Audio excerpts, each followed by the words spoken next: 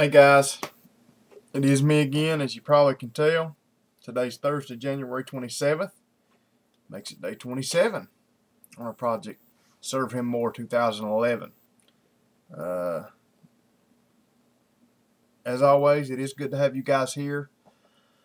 First off, I wanted to apologize tonight for not answering comments again last night, guys. To be honest, I'm so far behind now on comments. I may only be able to go back one or two nights and answer them. So if I was to do that tonight, if you commented 3 or 4 days ago or whatever and I don't answer it, I'm going to try to answer them all, but I may not be able to. So I just apologize for that. I was going to answer them last night. I'll go ahead and spread some blame here. Now, guys know I'm just kidding. But anyway, I was getting ready to answer comments last night. I just uploaded my video, and my Skype started ringing, and it was Richard. It was Mad Bad Voodoo calling me. So, as usual, when me and him get to talking, we talked for 2.5 hours, something like that. Thank the Lord Skype is free is all I can say. The way we talk. But, yeah, I love talking to Richard. I mean, I do. I really do. He's such a blessing to me. To get to talk to him, and because Richard's so smart on so many things, and like I said, we just usually when we talk, so that's one reason I was. Well, let's see. I think it was I don't know. We may have talked more than 2.5 hours. I know we talked about 3:30 in the morning on Skype. I don't know what time we started, but I know we were about 3:30 before we quit. So it was 2.5 or 3 hours. It was quite a bit of talking. But anyway, we had a great time, and like I said, I was going to get on here today, guys, and answer comments, but I didn't have time. I had to go see the bankruptcy lawyer today. I want you guys to pray about that. I'm gonna try to keep this short. Just pray. Pray for me. The only roadblock that we may have run into is I really need to file Chapter 7 bankruptcy if I'm going to file. That's what basically just clears your debts away, and that's it. And our only stumbling block may be we don't know exactly what my property and my house and everything is worth. So she actually called the PVA's office and got a figure, and the figure that they gave her was pretty high. And see, the way they've changed the laws, at least in Kentucky, if you have too much equity in your home and everything, if you've got a whole lot of equity, they won't let you file Chapter 7 bankruptcy, because they just say, well, if you've got that much equity, you can just sell your house, and you're going to have all this money left over after you pay your mortgage off. Just pay your debts off, which I think is kind of stupid, expecting people to sell their homes and live on the street to settle a debt. But that's the way they do it. She said in Florida, she was talking about that. She said, I wish this was Florida. She said, Florida, that don't matter. She said, you can own a $10 million mansion, and you can still, file Chapter 7. She said, they protect their homes in Florida. But the only thing where we may be all right is I actually got home, and of course I was tore up like a train wreck, thinking that we couldn't do it, and she was talking about maybe I could do Chapter 13, but Chapter 13, she roughly figured it up from what I owe, and it was going to be like $600 a month for 5 years. And I told her, I said, if I could pay $600 a month for these payments, I'd be paying them. But anyway, I got home, was tore up like a train wreck, and because she was telling me to try to find my tax bill and some other things, where I'd paid property tax on, and my copy of my mortgage and my deed and all that, and bring it back to her tomorrow and let her look at it to make sure. Well, when I got home, Dad pulled out the tax bill, and according to my tax bill, what I paid property tax on, it was almost $100,000 less than what the girl at the office said.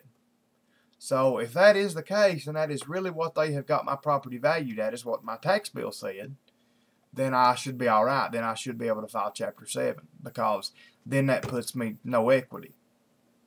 So never thought I'd ever be praying for no equity in my property, but you know, to file Chapter 7, that's what you want. And that's what she said. She said most people that come in here and do this, she said, you know, they don't own spreads like you do. She said, you know, they don't own big pieces of property with a nice house, and you know, well, she said they usually don't own anything. She said, so usually that's not a problem.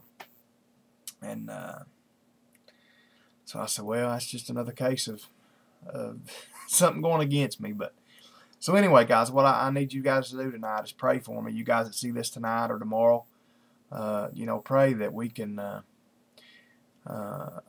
Dad is supposed to call the PVA office first thing in the morning, and supposed to try to figure out why the figure that this girl at the office gave her and the figure that it shows on our property tax, you know, sheet, which, as far as we can tell, are supposed to be the same thing. You know, it's what the county has got your property assessed at. Why there's almost $100,000 different in what she told him, and, you know, what she told the lawyer and what our records show. So anyway, like I said, if that is the case, then I'm going to be able to do it. Of course, my next stumbling block is it costs $1,650 to file Chapter 7 with it. I mean, with this lawyer, that's what she charges. You know, and to be honest, she's the best around, and so you know, I'd like to let her do it.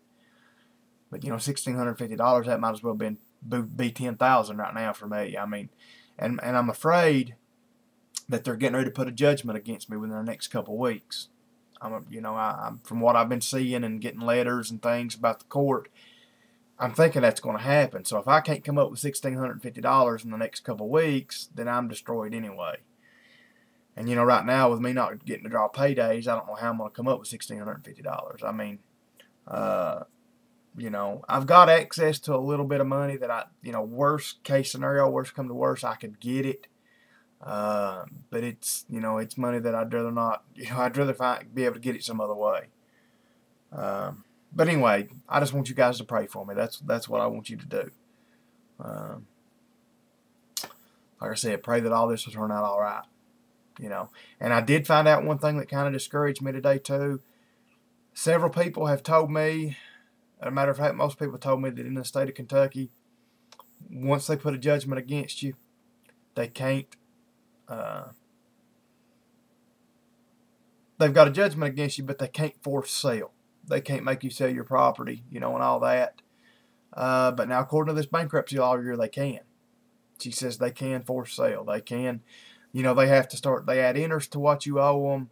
And then, you know, she said it would probably take years and years and years before that interest and everything got to the amount to where they could force sale. She said, but eventually they could force you to sell your property. So that really, really bummed me out, because, you know, if that was not the case, I was just not going to worry about it. I was just going to say, let them put the judgment on me. You know, if I can't file bankruptcy, let them put the judgment.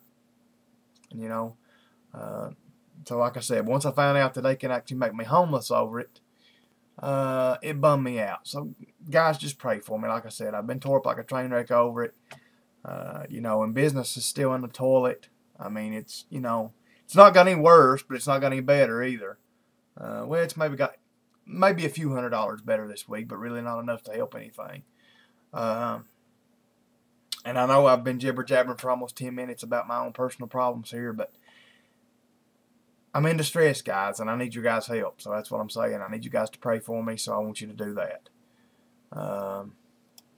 So, you know, like I said, I was hoping that was not the case, that they couldn't force sale.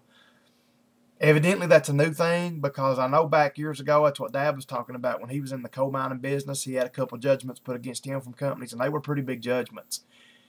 And, you know, they never forced sale. They never made us sell the house or anything, you know. And so, like I said, I was hoping it wasn't true. And like I said, it used to not have been true, but now, according to her today, she said they could do it. They could force you to sell it once it became so much money. So, like I said, guys, when you learn that you may have to become homeless to pay a stupid credit card debt,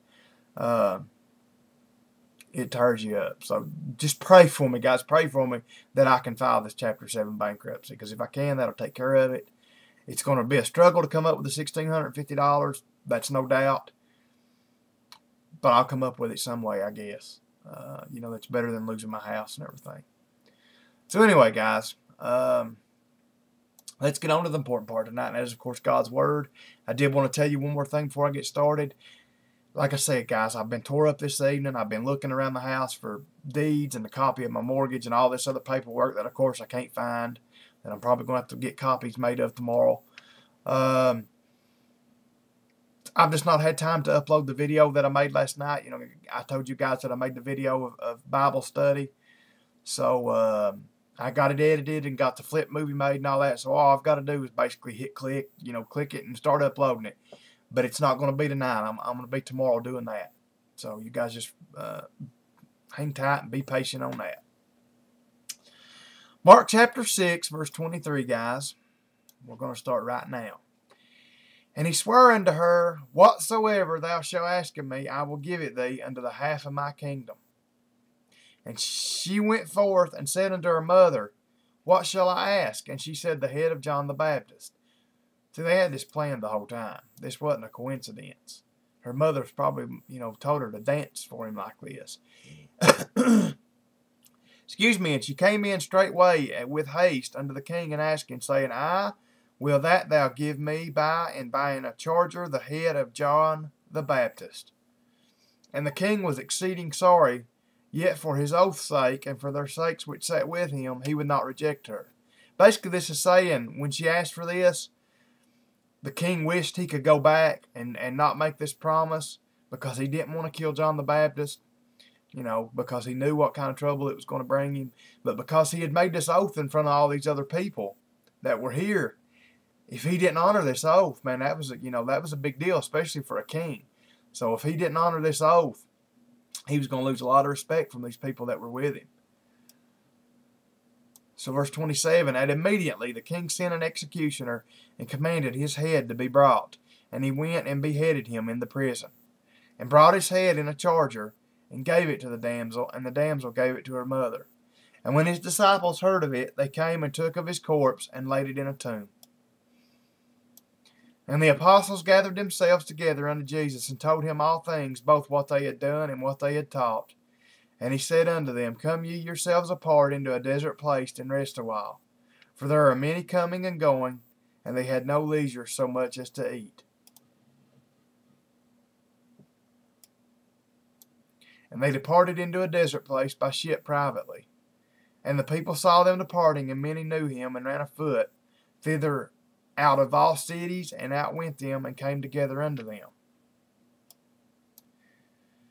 And Jesus, when he came out, saw much people, and was moved with compassion toward them, because they were as sheep not having a shepherd, and he began to teach them many things. You know, this is a shame, guys, what happened to John the Baptist, you know, but the way this was done, and he was killed over a stupid little dirty a dirty little girl dancing for a king, you know, but evidently that was the will of God that John died this way, you know. So, you know, sometimes we don't understand things, how they happen and why they happen and this and that. That one of the greatest, you know, preachers of Jesus Christ of all time, you know, would be taken out like this. But, you know, like I said, you know, sometimes we just don't understand the way the Lord wants things done. And sometimes, you know, you know, sometimes things happen that maybe is not in the Lord's plan or not in the Lord's will. I mean, some people would disagree with that, but I think sometimes evil people just do evil things, and God can take that, and he will take that situation and turn it into a good, you know, and he knows about it. He knows it's going to happen, but, you know, sometimes these things just happen. You know, sometimes it's not God directly doing it. So anyway, guys, I want to thank y'all for being here tonight again. Like I said, I apologize for not answering comments. I'm going to go back maybe one night or two tonight and try to answer comments. And I know I got some new subscribers and things like that, so I'm going to try to answer some of those. And like I said, guys, just pray for me. You know, like I said, just pray for me that Because, you know, that now that I found out that if they put this judgment against me, you know, I might eventually lose my home over it. You know, before I was just kind of saying, well, if I don't get to file bankruptcy, no big deal. They'll have a judgment against me, but no big deal. But now that I find this out, you know, it kind of changes the outlook on the situation. So, you know, if I can do it, I really need to be able to file this bankruptcy, this Chapter 7. So just pray that my property value will be, like I said, I never thought I'd pray for my property to not be worth much, but you know, your value that the state assesses your property at, that you pay tax on, or I guess the county, is a lot lower than actually what it retails for, and that's what they go by. I think, at least I think that's what she said. They went by the county assessed what you pay tax on, basically. So like I said, according to my thing I paid tax on this year, it was about $100,000 less than what the girl at the office said. So I'm hoping she just made a mistake, and I'm hoping they'll go by that card that I paid tax on. If they do, then I'll be all right. But just pray for me. Pray that the Lord will teach me and grow me through these trying times. Pray that if this does all go through, that like I said, I still don't have a clue where I'm going to get $1,650 at. I mean, like I said, right now, that might as well be $10,000 or $20,000.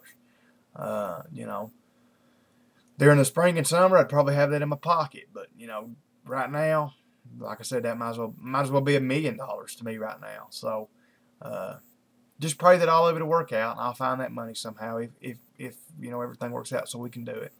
I love you guys. Good Lord willing, I'll be here tomorrow night. Again, guys, I love you all. If you need anything, just let me know. Until I see you all again, good night, and God bless you.